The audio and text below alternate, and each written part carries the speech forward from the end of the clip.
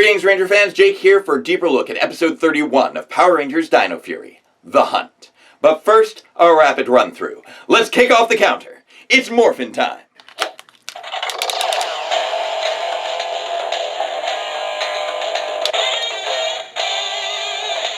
Okay, so we open in Area 62 where the villains unveil the new robot general, Snag-Eye. Void Queen orders him to capture the Rangers, but Void Knight is spying and teleports away. Meanwhile, Jane's practicing roller skating with J-Borg and spots a ghost, which attacks a man, vanishes with him in Lincoln Alley. So she has J-Borg play back the footage of Buzz Blast to set Amelia on the case. Don't care how long the story takes, so long as it's done before the Uncanny Kazamo's 2:30 livestream. Ollie volunteers to be a skeptical eye, and Ion and Izzy are down for some slime time, but Solon calls them to check out a warehouse where they run into Void Knight. Trap! No trap. He puts down his sword and warns them about Snag-Eye, offering to work together and explaining that Void Queen is his wife. Flashback recap time. But Zato's not buying it, rejecting his offer of help, even as Javi reminds him of his help against the last two sporks. So Void Knight steps off, and Amelia's ghost-busting team heads over to Lincoln Alley, where they get ambushed by Snag-Eye, morphing and calling in Zato and Javi. But not fast enough. Snag-Eye snags the four, using energy from his sword to capture them in his chest, with the latecomers only able to watch before retreating back to the base, where Zato suspects that Void Knight was behind the ambush, but Javi points out the intel was good, countering Zato's claim that people don't change by pointing out that his dad's changed his tune on Javi's music, and Ollie's finally taking Amelia's ghost hunting seriously, even if it is technically to disprove it. So Javi returns to the warehouse to team up with Void Knight, and Zato follows, but all three are ambushed by Snag-Eye, who captures Zato, meaning that it's up to Javi, who morphs and fights alongside Void Knight, while Zato uses his Ravkonian mind-reading powers from inside Snag-Eye to see what's going on outside Snag-Eye. Didn't realize mind-reading worked on AI. He's shocked to see the two fighting side by side, realizing he was wrong about Voidy just before Javi gets defeated and captured, meaning it's up to Tarek to go toe-to-toe with Snag-Eye alone, briefly getting smacked around before diving in with a punch to crack open the bot's chest panel. Knight kicks robot. Izzy's eager to never be in a robot again, Megazord's notwithstanding, but Zato's the only one to escape before the crack heals up, checking in on the injured Void Knight while Snag-Eye glitches out. Which would probably be a good time to finish him off, but first, Void Knight demorphs, revealing the Dino Knight morpher and key he used to create his armor, turning them over to Zato to finish the fight. Dino Knight! He smashes and bashes up Snag-Eye with multi-key attacks and finishes him with a Dino Knight strike, freeing the others and demorphing and meeting up with Tarek, who properly introduces himself and tells them everything. Just kidding, Void Queen teleports in and grabs him. They return to Buzz Blast with no story, but then the ghost returns to attack the Uncanny Kazamo's magic show, with Jane roller skating in to save him and discovering it was a ghost drone that was all part of the performance, leading Ollie to apologize and promise to join Amelia on the next hunt, leading Zato to remark on how people change, and leading them all to wonder about the fate of Tarek. Roll credits.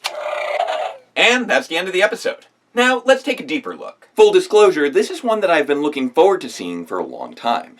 In case you weren't already aware, we did live reactions on this channel for a number of years, covering 6 full seasons of Power Rangers and 3 full seasons of Super Sentai, with the latter concluding on the final episodes of Kishiryu Sentai Ryusoulger, the source material for Power Rangers Dino Fury. Now, we weren't huge fans of how Ryusoulger handled a lot of its story, and without getting too much into spoiler territory, the source footage for this episode was the last full appearance of Void Knight's counterpart, Geysorg.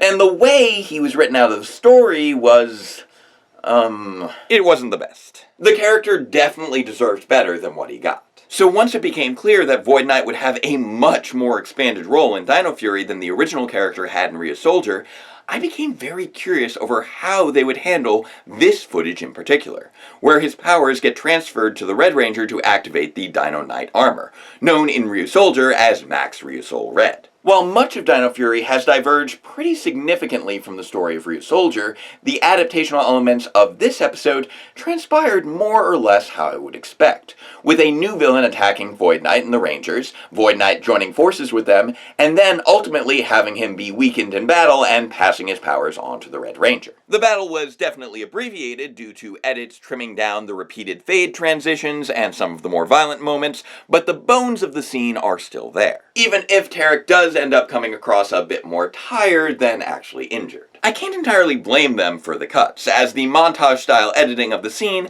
makes it difficult to avoid the faces of the original Japanese actors, and standards of violence are different for kids shows in America and Japan. But the desperation of the scene is a bit weakened as a result, as it feels like Snag-Eye should have gotten a few more strong hits in to fully justify Void Knight taking himself out of the fight. There's definitely a fine line to walk with scenes like this, as, unlike with Geysorg, this is not meant to be a full farewell to Tarek, so the standards are a bit different.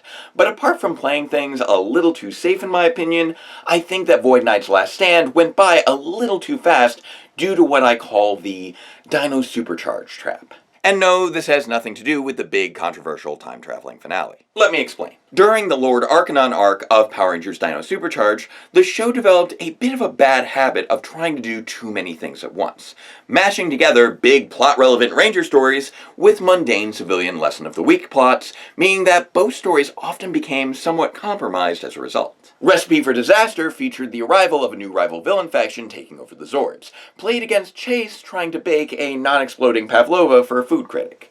Silver Secret had the Rangers separate the Silver Ranger from his newly discovered evil side so that he can finally complete the team. Played against Shelby and Tyler auditioning for the NZ Boys and finally getting together as a couple. Freaky Fight Day had Heckle finally separate from Snide. Played against Ivan discovering his identical descendant and all the Rangers switching bodies. And Warg World featured Arcanon's Last Stand, but centered around Coda sympathizing with a likely non-sentient, malfunctioning animatronic caveman. Definitely not an every episode kind of thing, but definitely enough to form a pattern. There are plenty of good ideas in these episodes that could be fleshed out into full episodes themselves, but constantly switching tracks between these disparate storylines meant that none of them really felt like they had enough room to breathe and fully develop. I discussed a bit of this issue in my analysis of Serious Business, where swapping back and forth between the hacker plotline and the hunter plotline left both stories feeling underdeveloped. And although the ghost hunting story doesn't dominate the plot quite so much here, the fact this episode has so many key points of development for the characters still creates a similar effect. Although he technically made this decision in the previous episode, Void Knight choosing to fight alongside the Rangers and finally winning the trust of the Rangers is a massive turning point. One that is complemented by the focus on Zato learning to believe that people can change and ultimately being the recipient of Void Knight's powers. So the core conflict is centered on Tarek. The lesson of the week is learned by Zato, with Javi being the one to help Zato learn that lesson. But the civilian plot is focused on Amelia and Ollie hunting ghosts, with Izzy and Ion playing tag-along? If the ghost hunt was purely a wacky side plot, then I think this might have worked as a way to keep the non-central Rangers occupied. But instead, it is treated as a turning point in Ollie and Amelia's development, being something that has arguably been built up since the very first episode, and is explicitly referenced by Javi as proof of how much Ollie has changed. There is something to be said for this thematic resonance, but for a story that's been played up as key to their dynamic since day one, it feels like there should be more to it than simply wandering around an alley for 30 seconds, especially since it's also the plotline the episode opens and closes on, adding even more to the perceived prominence. Also, as I said, it's supposed to be indicative of how much Ollie has changed, but, is it? Is it really? Because it seems a lot like he's here explicitly to prove that ghosts don't exist, and that ain't new. Therein lies the big problem with Javi's examples of how much people can change.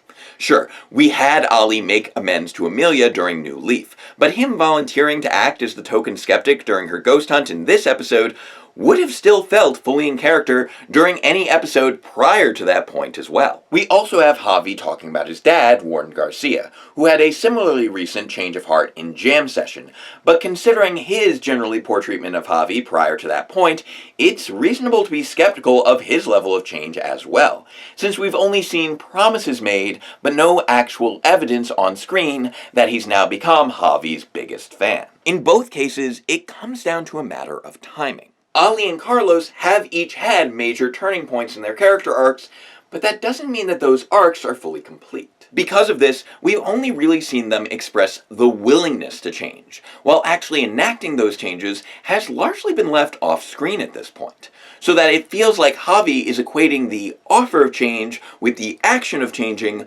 ultimately undermining his argument to Zato that Void Knight's offer is more than empty words. If these turning points weren't stacked quite so close together, we would have had a chance to actually see some of them play out, like the oddly omitted but far more relevant example of Izzy's mom, Marina.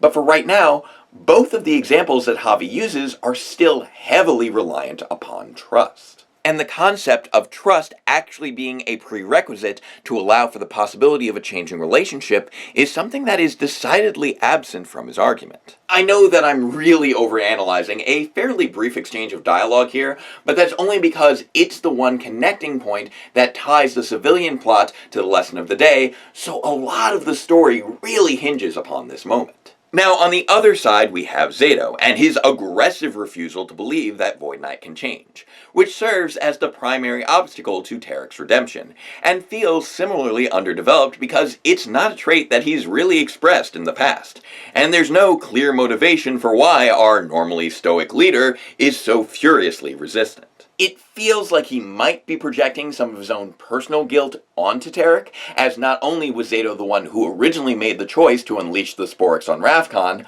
but his reckless use of the Dino Dagger in Destination Dinohenge was what actually released the Sporix on Earth in present day. So absolving Tarek would therefore require dealing with that heavily internalized sense of responsibility. But unfortunately, none of that is shown in this episode. The pieces are all technically there, but we fall just short of seeing them all actually come together. And I want to be clear, the reason I'm being so critical of this episode is not because it's bad, as this is still a continuation of what is honestly some of the best storytelling that the series has seen in years, displaying a strong focus on character growth played against a backdrop of equally strong themes of trust and redemption. Void Knight also continues to be quite possibly the most well-developed villain of the past decade, and is a serious contender for one of the most complex Power Rangers villains of all time, and I must absolutely commend the writers for taking the most compelling arc of Ryusoulger and expanding it into a season-spanning, slowly unfolding journey towards redemption. Yes, technically speaking, this episode marks the same kind of turning point that both Astronema and Tenaya experienced, where they discover that a major villain has lied to them, assist the Rangers in dealing with a threat, and then are immediately captured for nefarious purposes. But this time, it's not because Void Knight is a Ranger's sister. Although that still would have been quite the twist in this case. Void Knight's path towards becoming a sympathetic character with a redemptive arc is different because we not only have a handful of episodes to experience his change of heart, but also an entire season to slowly understand what choices led him down his original path of villainy to begin with. Something that the Rangers are explicitly not privy to until this episode. In that regard, one could draw some parallels to Walter White from the acclaimed Breaking Bad series, a case in which the audience followed the villain's perspective and gained an often, but definitely not always, sympathetic understanding of all of his choices. But when other characters learned about his misdeeds, it was devoid of this context, leading to them to see the monster that he couldn't see in himself.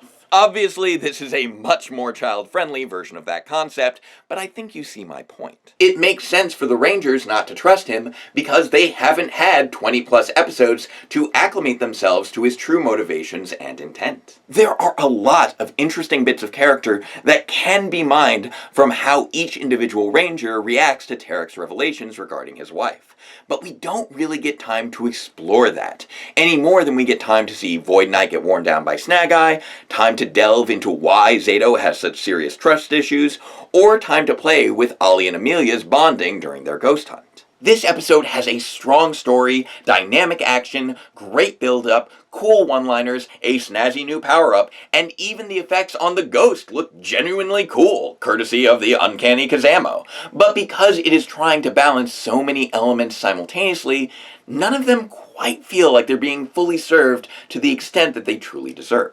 The writers are definitely building a great narrative here, but I feel like they might be overextending their reach a little bit on this one, falling just short of hitting their target.